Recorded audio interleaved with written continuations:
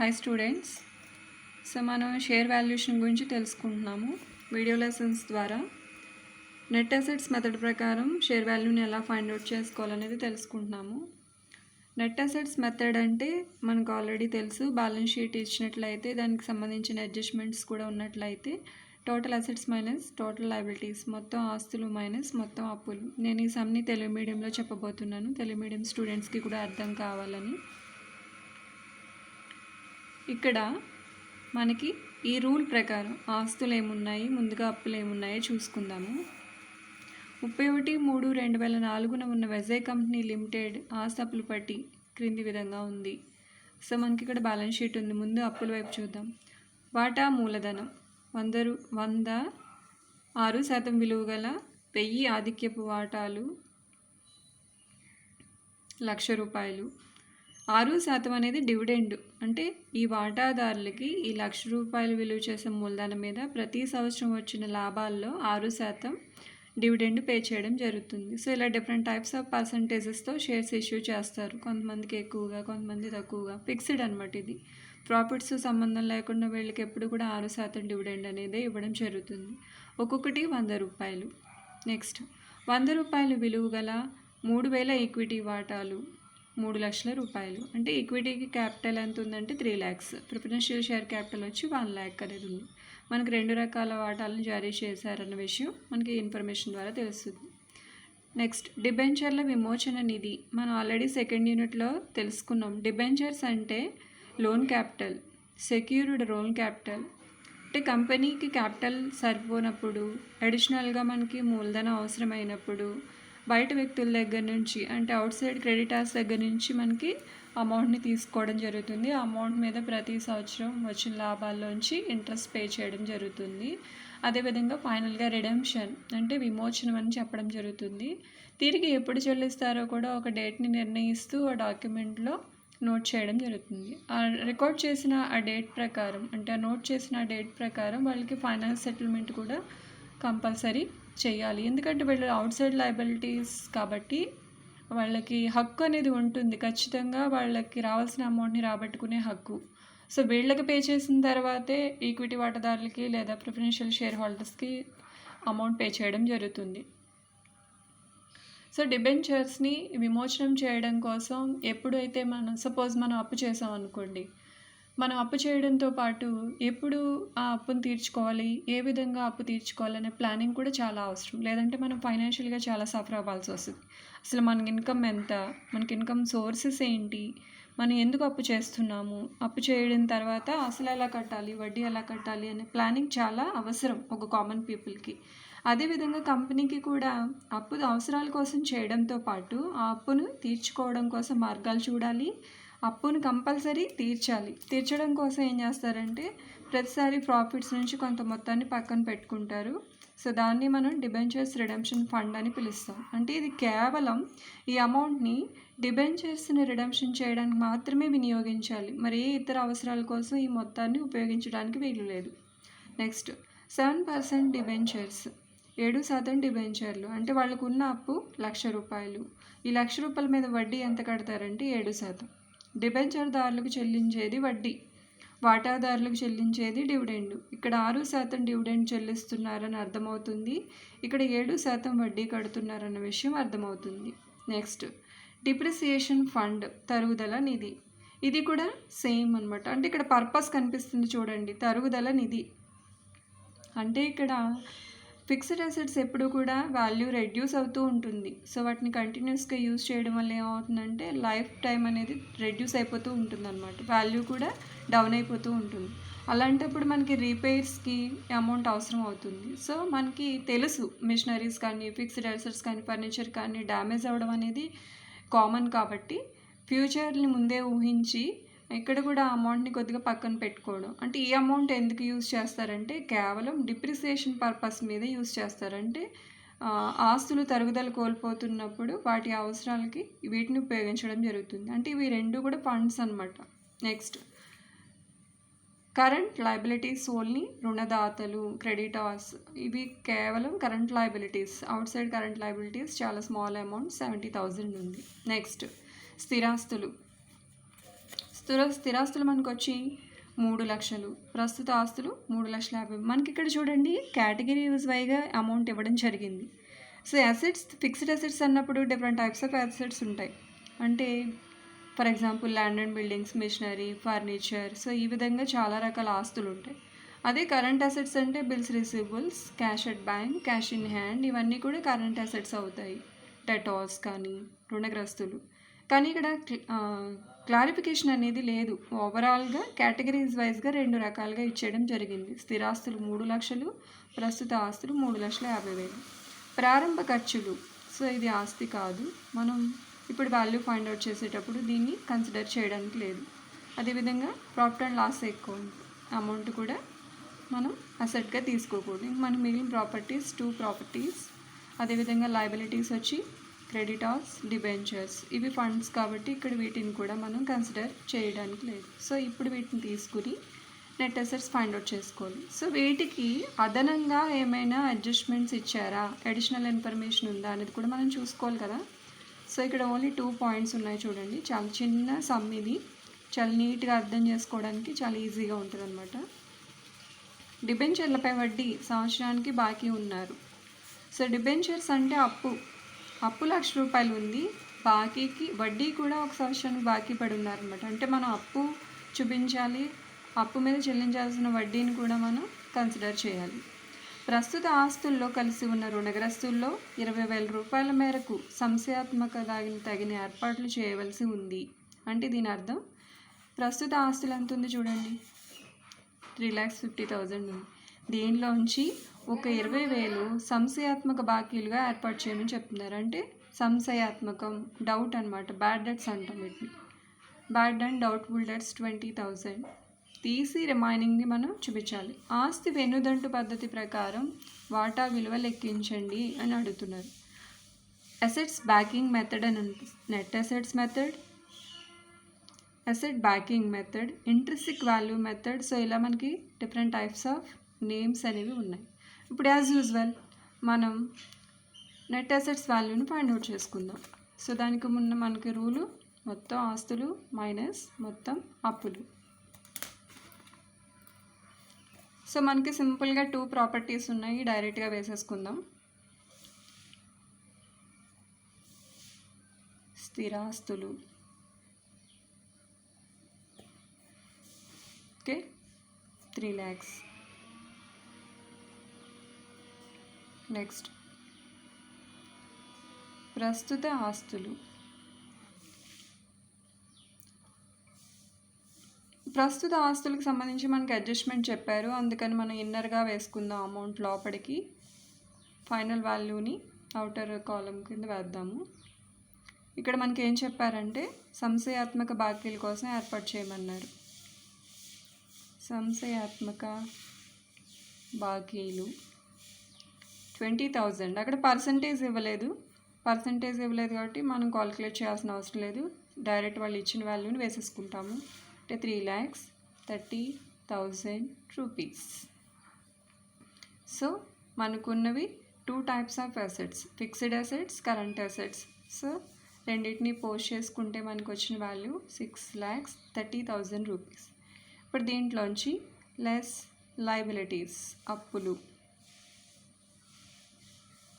Okay, అప్పులు మనకు ముందుగా ఉన్నవి కరెంట్ లయబిలిటీస్ చూసుకుందాం. రుణదాతలు 70,000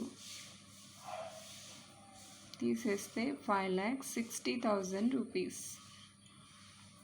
నెక్స్ట్ లెస్ డిబెంచర్లు, వీళ్ళు కూడా అవుట్ సైడ్ లయబిలిటీస్, కాకపోతే సెక్యూర్డ్ అనమాట. అంటే పత్రం ఉంటుంది, ష్యూరిటీగా ఒక డాక్యుమెంట్ ఉంటుంది సాక్ష్యంగా అని, దాని పేరే డిబెంచరు. వచ్చి 1 lakh. డిబెంచర్లు 1 lakh తీసేస్తే 4,60,000 రూపీస్, 4,60,000 రూపాయలు. లెస్ మనకిచ్చిన additional adjustment point interest due on debentures 1 year. డిబెంచర్ల మీద వడ్డీ బాకీ ఉన్నారు అని చెప్తున్నారు కాబట్టి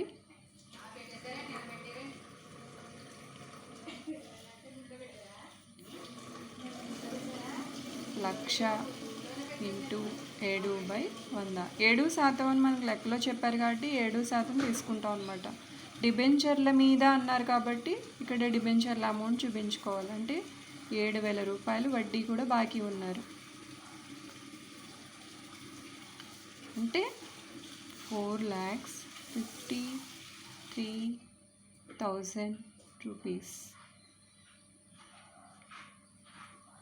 ఓకే, అండ్ నెక్స్ట్ లెస్ ఆధిక్యపు వాటా మూలధనం. మనం ఈక్విటీ వాటా విలువ ఫైండ్ అవుట్ చేస్తున్నాం కాబట్టి అప్పటికి డిబెంచర్లకి ఎంత చెల్లించాలో చెల్లించేయాలి, అదేవిధంగా ఆధిక్యపు వాటాదారులకి ఎంత ఇవ్వాలో కూడా ఇచ్చేయాలి. మిగిలింది మాత్రమే ఈక్విటీ వాటాదారులకు చెందుతుంది. అంటే ఆధిక్యపు వాటా మూలధనం 1,00,000 రూపాయలు తీసేస్తే 3,53,000 రూపీస్. ఇది నికర ఆస్తుల విలువ. అంటే మనం ఇప్పుడు సపోర్టెడ్ వాల్యూని ఫైండ్ అవుట్ చేసుకున్నాం అనమాట. మనం ఒక్కొక్క వాటా విలువ లెక్కించాలి అంటే మనకి కావాల్సింది ఏంటంటే నికర ఆస్తుల విలువ ఎంత అనేది తెలియాలి. ఆ నికర ఆస్తుల విలువ ఎంత తెలుసుకోవడం కోసమే మనం ఇదంతా చేసాం అనమాట. యాక్చువల్గా చెప్పాలంటే ఇదంతా కూడా ఒక వర్కింగ్ నోట్స్ అనమాట. సో మనం ఫైనల్గా షేర్ వాల్యూకి సంబంధించిన రూల్ అప్లై చేయాలంటే మనకి కావాల్సిన సపోర్టెడ్ వాల్యూని ఫైండ్ అవుట్ చేసుకున్నాం. సో ఇంకొకసారి మళ్ళీ చూద్దాము. ఏంటంటే ఇక్కడ మనకి 2 టైప్స్ ఆఫ్ అసెట్స్ అని ఇవ్వడం జరిగింది. క్లియర్గా డీటెయిల్డ్గా ఎన్ని రకాల అసెట్స్ అనేది మనకు తెలియదు, కానీ కేటగిరీస్ వైజ్గా చూసుకుంటే స్థిరాస్తులు 3,00,000, ప్రస్తుత ఆస్తులు 3,50,000 అని చెప్పడం జరిగింది. కాకపోతే స్థిరాస్తులకి ఏ విధమైన సర్దుబాటు లేదు కాబట్టి డైరెక్ట్గా మనం అక్కడ బ్యాలెన్స్ షీట్లో ఇచ్చింది మాత్రమే పోస్ట్ చేసేసుకున్నాం. ప్రస్తుత ఆస్తులకి అంటే కరెంట్ అసెట్స్కి సంబంధించి మనకు ఒక అడ్జస్ట్మెంట్ పాయింట్ ఇచ్చారు. అడిషనల్ ఇన్ఫర్మేషన్లో ఏం చెప్పినా సరే మనం కన్సిడర్ చేయాలి. బ్యాలెన్స్ షీట్లో ఉన్న ఐటమ్స్ తీసుకోవడంతో పాటు అడిషనల్గా ఉన్న ఇన్ఫర్మేషన్లో పాయింట్స్ని కూడా కన్సిడర్ చేస్తూ మనం నెట్ అసెట్స్ని ఫైండ్ అవుట్ చేయాలి. సో మనకి ఇక్కడ ప్రస్తుత ఆస్తులకు సంబంధించి చెప్పిన సర్దుబాటు ఏంటంటే ప్రస్తుత ఆస్తుల్లో 20,000 రూపాయలు సంశయాత్మక బాకీల నిమిత్తం ఏర్పాటు చేయండి అన్నారు. అంటే మనం చెయ్యాలన్నమాట అడ్జస్ట్మెంట్. సో అందుకని ఇన్నర్గా చూపించాము. ఇక్కడ యాక్చువల్గా కాలమ్స్ కింద చూపించుకోవచ్చు. ఇన్నర్ కాలం, అవుటర్ కాలం అని పిలుస్తారు. సో లోపలి వరుస, బయట వరుస. అడ్జస్ట్మెంట్స్ చేసేవన్నీ లోపల చేస్తాము, నెట్ వాల్యూస్ అవుటర్ కాలంలో వేస్తాం. సో గీతలు కూడా వేసుకోవచ్చు మధ్యలో కావాలంటే మనం నీట్గా ఉండడం కోసం. సో ఇలా చూసుకుంటే 3,50,000లోంచి 20,000 రూపాయలు తీసేస్తే ఇంకా మిగిలిన నికర ప్రస్తుత ఆస్తులు 3,30,000 రూపాయలు మాత్రమే. సో ఈ రెండింటిని టోటల్ చేస్తే 6,30,000 రూపాయలు. నెక్స్ట్ మనది ఏంటి రూలు? మొత్తం ఆస్తులు మైనస్ మొత్తం అప్పులు. కాబట్టి లెస్ అప్పులు, రుణదాతలు 70,000 తీసేస్తే ఫైనల్గా 5,60,000. తర్వాత డిబెంచర్లు కూడా అవుట్ సైడ్ లయబిలిటీస్, కాకపోతే సెక్యూర్డ్ లయబిలిటీస్. ఖచ్చితంగా వీళ్ళకి ఎలా అయితే చెల్లించామో వీళ్ళకి కూడా కంపల్సరీ చెల్లించాలి. వీళ్ళకి ఎందుకంటే ప్రూఫ్ ఉంటుంది, వాళ్ళ దగ్గర డిబెంచర్ పత్రాలు ఉంటాయి కాబట్టి ఖచ్చితంగా కంపెనీ ముందుగా వాళ్ళకి ఇంపార్టెన్స్ ఇవ్వాలి. అంటే ఉన్న ఆస్తుల్లోంచి వాళ్ళకి చెల్లించవలసింది చెల్లించేయాలి. తీసేస్తే 4,60,000. మనకి ఇక్కడ చెప్పిన అడ్జస్ట్మెంట్ ఏంటంటే డిబెంచర్ల అమౌంట్ చెల్లించడంతో పాటు వడ్డీ కూడా బాకీ ఉన్నారని చెప్పారు కాబట్టి వడ్డీ మనం కాలిక్యులేషన్ చెయ్యాలి. కంపల్సరీ మనకి ఇచ్చిన ప్రతి అడ్జస్ట్మెంట్ని కూడా మనం చిన్న స్మాల్ వర్కింగ్ నోట్స్ లాగా వాల్యూస్ని ఇక్కడ మనం చూపించాలి. సో సింపుల్గా కాలిక్యులేటర్ మీద ప్రెస్ చేసేసి 7,000 వేసేయడం వల్ల మనకి ఇది ఎలా ఫైండ్ అవుట్ చేసామన్నది అవతల వాళ్ళకి మనం తెలియచేయలేం. అంటే సపోజ్ మీ పేపర్స్ వాల్యూ చేసే ఫ్యాకల్టీ ఎవరైతే ఉన్నారో వాళ్ళు అంటే ఈ 7,000 కాలిక్యులేట్ చేయడం ఎలా చేయాలి అన్న విషయం కూడా మనకు తెలిసింది అనేది ఇండైరెక్ట్గా చెప్పడానికి, ప్లస్ అదేవిధంగా క్లారిటీ ఒక సమ్ని చాలా నీట్గా చేయడంలో ఇది చాలా కీ రోల్ ప్లే చేస్తాయి కాలిక్యులేషన్స్ అన్నీ కూడా. కాబట్టి మనకి యాక్చువల్ డిబెంచర్స్ 1 lakh, దాంట్లో ఇంట్రెస్ట్ 7% అన్నారు కాబట్టి 7/100 వేసుకున్నాము. సో ఇంట్రెస్ట్ వచ్చి 7,000. సో ఉన్న ఆస్తుల్లోంచి వడ్డీ కూడా కట్టేసినట్టుగా చూపిస్తున్నాం. అంటే మిగిలిన ఆస్తులు 4,53,000. సో ఈక్విటీ వాటాదారుల కన్నా ఆధిక్యపు వాటాదారులకి ప్రిఫరెన్స్ ఎక్కువ అని తెలుసు మనకి, టైటిల్లోనే ఉంటుంది ప్రిఫరెన్షియల్ షేర్ హోల్డర్స్ అని. అంటే వాళ్ళకి పేమెంట్ చేసిన తర్వాతే మిగిలినవి ఏమైనా ఉంటే ఈక్విటీ వాటాదారులకు చెందుతాయి. కాబట్టి ఆధిక్యపు వాటాదారులకు చెందిన మూలధనం కూడా తీసివేయాలి. సో ఇక్కడ ప్రిఫరెన్షియల్ షేర్ క్యాపిటల్ కూడా లెస్ చేసేస్తున్నాం. ఇంకా మనకు మిగిలిన నికర ఆస్తుల విలువ 3,53,000. ఇప్పుడు దీన్ని బేస్ చేసుకుని మన ఫైనల్ షేర్ వాల్యూని ఫైండ్ అవుట్ చేస్తాం.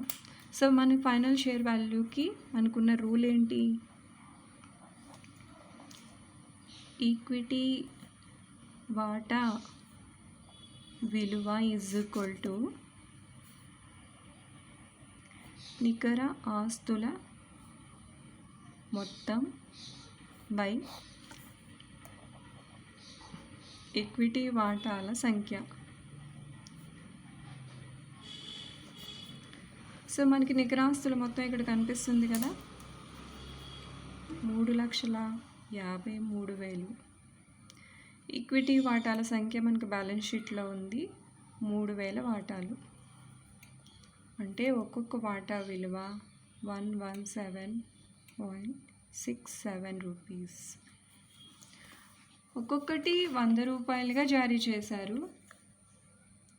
ఇప్పుడు వాల్యూ ఇంక్రీజ్ అయిందన్న విషయాన్ని చెప్పడం కోసం మనం దేని బేస్గా తీసుకున్నాం? ప్రాపర్టీస్ని బేస్గా తీసుకున్నాం. అంటే దీని అర్థం స్టార్టింగ్ కంపెనీ వాటాలు ఇష్యూ చేసిన సందర్భంలో కంటే నెట్ అసెట్స్ వాల్యూ ఇంక్రీజ్ అయ్యాయి కాబట్టి ఈ కంపెనీ, అంటే మనం ఏ కంపెనీ ఇన్ఫర్మేషన్ లేదా ఏ ఆర్గనైజేషన్ ఇన్ఫర్మేషన్ తీసుకున్నామో వాళ్ళు నెట్ అసెట్స్ని బేస్గా తీసుకుని ఫైండ్ అవుట్ చేసుకున్నారని అర్థం. ఒక్కొక్కరు ఒక్కొక్క పాయింట్ని బేస్గా తీసుకుని ఫైండ్ అవుట్ చేయడం జరుగుతుంది. సో దీనికి రూల్స్ అండ్ రెగ్యులేషన్స్ అంటూ ఏమీ లేవు. వాళ్ళకి ఎఫెక్ట్ దేని మీద పడుతుంది? వాళ్ళ కంపెనీ పొజిషన్ బట్టి మెథడ్ని చూస్ చేసుకుంటారనమాట. సో డిఫరెంట్ టైప్స్ ఆఫ్ మెథడ్స్లో కాలిక్యులేట్ చేసుకున్నప్పుడు సేమ్ ఆన్సర్స్ రావాలనే రూల్ కూడా లేదు. మనం ఫర్దర్గా ఇంకా రిమైనింగ్ మోడల్స్ కూడా నేర్చుకుంటాము. కంపారిజన్ అనేది ఉండదన్నమాట. ఒక్కొక్క బేస్ పాయింట్ని బట్టి వాల్యూ మారిపోతూ ఉంటుంది. అది వాళ్ళ ఇష్టం, అంటే కంపెనీ వాళ్ళ ఇష్టం. అసెట్స్ బేస్ తీసుకుంటున్నారా, ప్రాఫిట్ బేస్ తీసుకుంటున్నారా, రెవెన్యూ బేస్ తీసుకుంటున్నారా అనేది వాళ్ళ ఇష్టం. మనం ఇప్పుడు చెప్పుకుంటున్న టాపిక్ వచ్చి నెట్ అసెట్స్ మెథడ్ కాబట్టి మనం ముందుగా నెట్ అసెట్స్ ప్రకారం చేయాల్సింది మొత్తం ఆస్తులు ఎన్ని, మొత్తం అప్పులు ఎన్ని చూసుకోవాలి. మొత్తం ఆస్తుల్లోంచి మొత్తం అప్పుల్ని తీసేయాలి. తీసేసిన తర్వాత డిబెంచర్ దారులకు సంబంధించిన అమౌంట్ ఉందేమో చూసుకోవాలి. ఎందుకంటే ఎప్పుడూ కూడా కంపెనీలో 3 రకాల వ్యక్తులు ఉంటారు: ఈక్విటీ వాటాదారులు, ఆధిక్యపు వాటాదారులు, డిబెంచర్ దారులు. యాక్చువల్గా ఓనర్స్ వచ్చి ఈక్విటీ వాటాదారులు, అంటే వాళ్ళకే ఓటింగ్ రైట్స్ ఉంటాయి, వాళ్ళకే యజమాన్యంలో పార్టిసిపేట్ చేసే రైట్స్ కూడా ఉంటాయి. కాకపోతే అమౌంట్ పేమెంట్ విషయంలో మాత్రం డిబెంచర్ హోల్డర్స్కి, ప్రిఫరెన్షియల్ షేర్ హోల్డర్స్కి ఇంపార్టెన్స్ ఉంటుంది. ప్రిఫరెన్షియల్ షేర్ హోల్డర్స్ కన్నా ముందుగా డిబెంచర్ దారులకి చెల్లించాలి. ఎందుకంటే వాళ్ళు అవుట్ సైడ్ క్రెడిటార్స్ అనమాట. అంటే బయట వ్యక్తులు, కేవలం వాళ్ళు రుణదాతలు మాత్రమే. వాళ్ళు కంపెనీకి యజమానులు కాదు. కంపెనీ ఎలాంటి పరిస్థితిలో ఉన్నప్పటికీ కూడా వాళ్ళకి సంబంధం ఉండదు, పార్టిసిపేషన్ అనేది కూడా ఉండదు, వాళ్ళకి ఓటింగ్ రైట్స్ కూడా ఉండవు. కేవలం వాళ్ళు ఏంటంటే కంపెనీకి అవసరమైనప్పుడు అప్పుగా ఇచ్చారు, ఆ ఇచ్చిన అప్పు మీద వడ్డీని వసూలు చేసుకుంటారు. చివరిలో వాళ్ళకి రావాల్సిన అమౌంట్ని కూడా ఖచ్చితంగా తీసుకునే హక్కు ముందుగా వాళ్ళకే ఉంటుంది. కాబట్టి ఆస్తుల్లోంచి డిబెంచర్లు ఉంటే డిబెంచర్లు తీసేయాలి. తర్వాత ప్రిఫరెన్స్ ఎవరికి ఉంటుందంటే ఆధిక్యపు వాటాదారులకు ఉంటుంది. ముందుగా ఎవరికి చెల్లించాలి అంటే అప్పు కాబట్టి డిబెంచర్లు చెల్లించాలి, తర్వాత ఆధిక్యపు వాటాదారులకు చెల్లించాలి. మధ్యలో మనకి ఇక్కడ ఎక్స్ట్రా పాయింట్ ఏంటంటే వడ్డీ కూడా మనకి బాకీ ఉన్నారని చెప్పారు కాబట్టి ఆ వడ్డీ ఏంటనేది కూడా మనం కాలిక్యులేట్ చేసాం. నెక్స్ట్ ఆధిక్యపు వాటా మూలధనం తీసేసాం. అదేవిధంగా ఒక్కొక్కసారి ఆధిక్యపు వాటా మూలధనం మీద డివిడెండ్ బాకీ ఉన్నారు అని చెప్పారనుకోండి, ఆ డివిడెండ్ ఎంతో కూడా మనం కాలిక్యులేట్ చేసి ఆ డివిడెండ్ కూడా చెల్లించిన తర్వాత ఉన్నదాన్ని మాత్రమే నికర ఆస్తుల విలువ అని అనాలి. ఇది మాత్రమే ఈక్విటీ వాటాదారులకు చెందుతుంది. అంటే మొత్తం ఆస్తుల్లోంచి అప్పులన్నీ తీసేసిన తర్వాత డిబెంచర్దారులకు చెల్లించాలి, తర్వాత ఆధిక్యపు వాటాదారులకు చెల్లించాలి. ఇంకా ఏమైనా మిగిలితే ఆ మిగిలిందంతా కూడా ఎవరికి చెందుతుందంటే ఈక్విటీ వాటాదారులకు చెందుతుంది. అంటే బెనిఫిట్ ఉంది, ఒక డిసడ్వాంటేజ్ ఉంది, ఒక అడ్వాంటేజ్ ఉంది. ఫస్ట్ ప్రిఫరెన్స్ ఎవరికి ఇస్తున్నారంటే డిబెంచర్ హోల్డర్స్కి, ప్రిఫరెన్షియల్ షేర్ హోల్డర్స్కి ఇస్తున్నారు. అమౌంట్ ఉంటే బెనిఫిట్ జరుగుతుంది, ఒకవేళ లేకపోతే కనుక లాస్ అవుతారనమాట. కొంచెం రిస్క్ ఉందని అర్థం. సో ఇప్పుడు నెట్ అసెట్స్ ఫైండ్ అవుట్ చేసుకున్నాం కదా. ఈ నెట్ అసెట్స్ వాల్యూ ప్రకారం మనం ఫైనల్ రూల్ అప్లై చేసాం. ఈక్విటీ వాటా విలువ ఈజ్ ఈక్వల్ టు నికర ఆస్తుల మొత్తం బై ఈక్విటీ వాటాల సంఖ్య. మొత్తం నికర ఆస్తుల విలువ 3,53,000. ఇదంతా కూడా ఎవరికి చెందుతుంది అంటే ఈక్విటీ వాటాదారులు చెందుతుంది, కాబట్టి మొత్తం 3,000 సంఖ్య వేసుకున్నాం. సో ఒక్కొక్క వాటా విలువ 117 రూపాయల చొప్పున ఎవరు ఎంత కొన్నారో వాళ్ళు ఆ రేటు ప్రకారం సేల్స్ చేసుకోవచ్చు through SEBI, securities exchange board of India. Okay, next మనం మరొక సమ్తో మరొక క్లాస్లో తెలుసుకుందాం.